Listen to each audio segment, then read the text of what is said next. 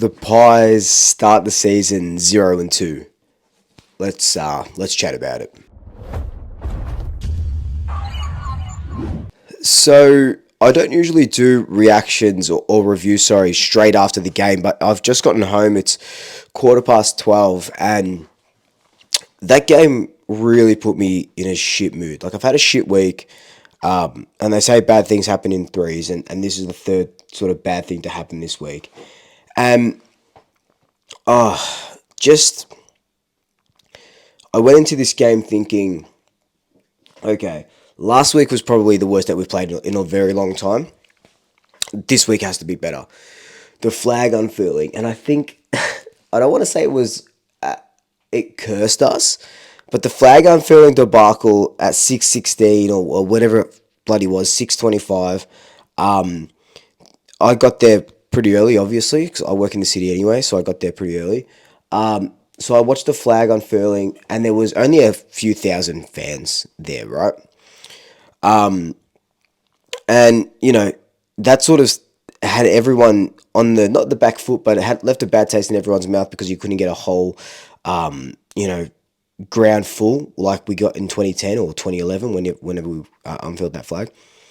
So it kind of started off in a bad sort of way then. But the whole flag unfurling thing was absolutely beautiful. Just anyway, just seeing that beautiful flag fly, and then that was probably the nicest thing to happen today at this game.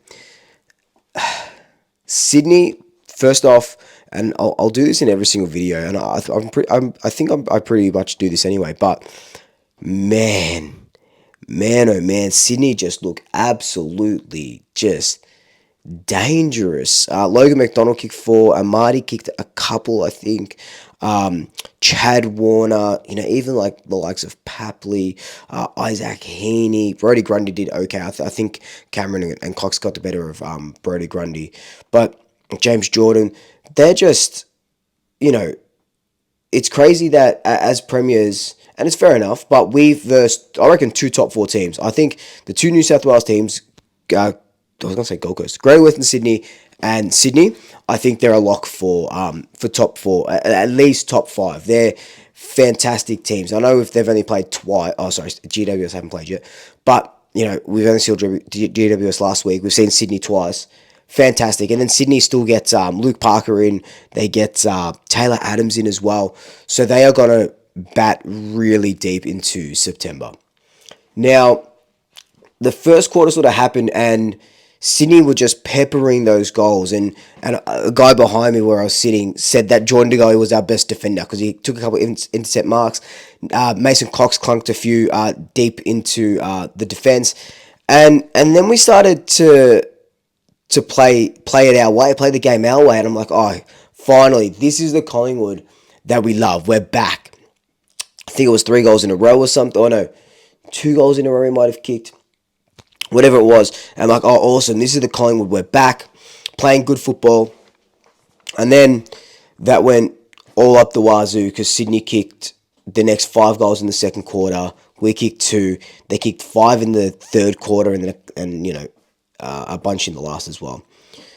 Sydney just absolutely made us look second rate. Like, we haven't had this bad of a 2-game span for as long as I can remember with Fly. Like, I know we lost the Hawthorn and Carlton games last year, but even then it felt different, felt like we put up a fight, and I think we had the runs on the board to know that that's just not us.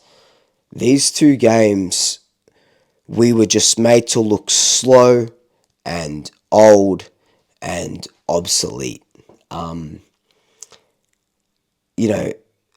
I don't want to say. I think the easy way out is saying premiership hangover, and that and I know you've probably seen the tweets of me saying that about Geelong last year and stuff, and it's all fun. It's all fun in games. It's all banter, but 0-2. A premiership hangover. You can dissect this in a lot of ways. You can say, did we celebrate too much? Have we, has it gone to our heads? what's going on. But that doesn't excuse lack of defending. That doesn't excuse being slow to a contest. That doesn't excuse backing out of contests. There was a bunch of contests today that players were backing out in, or players weren't giving 100% to try and mark the ball. They were kind of just stopping.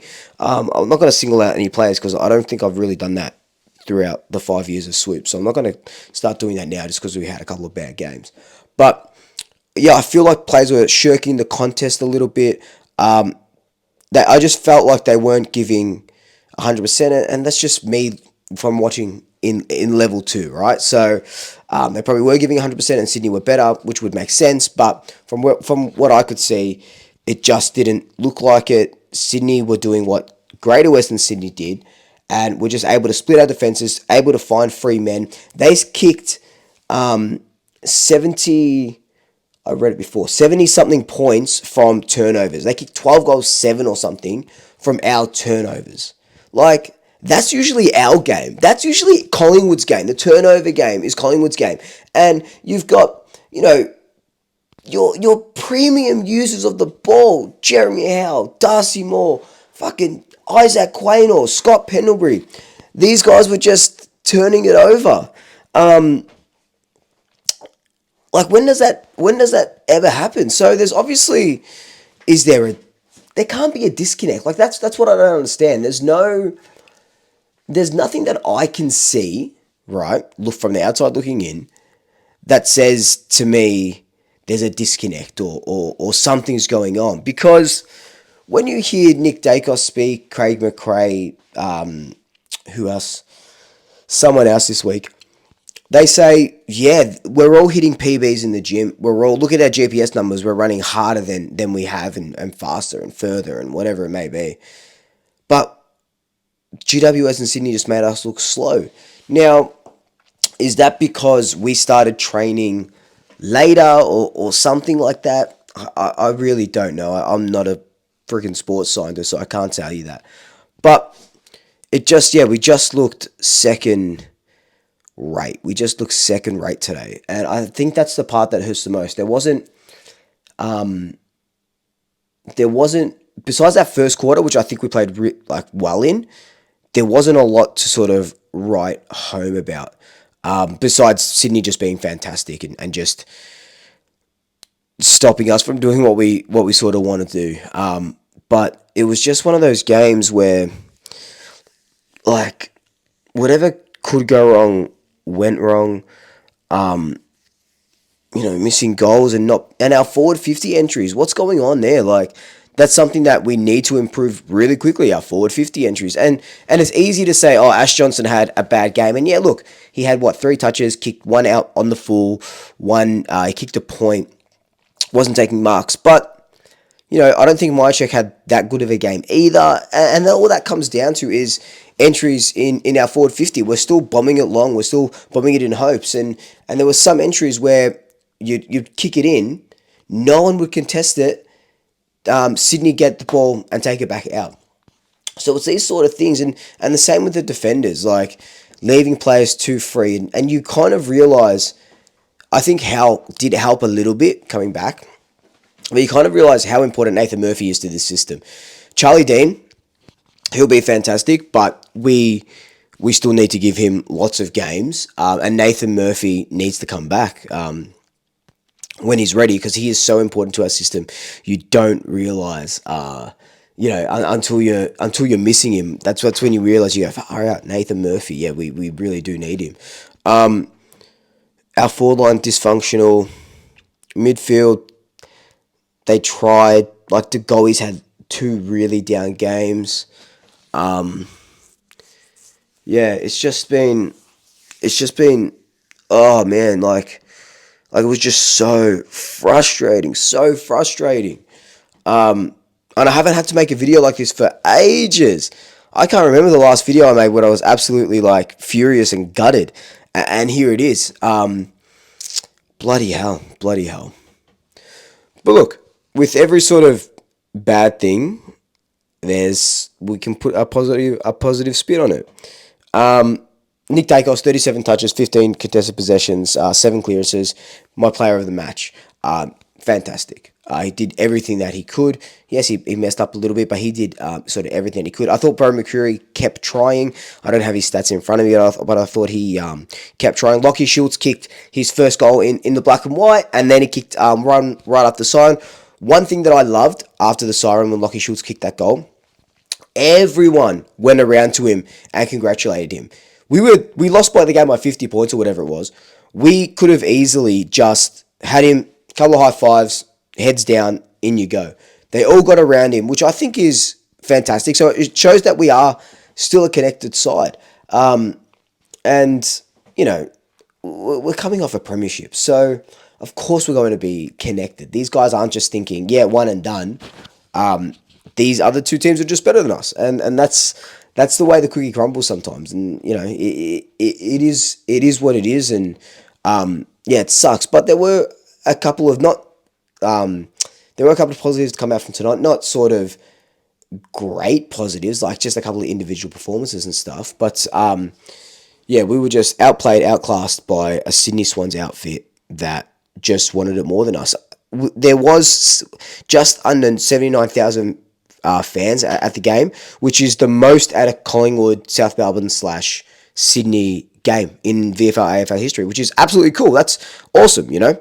So that's pretty cool.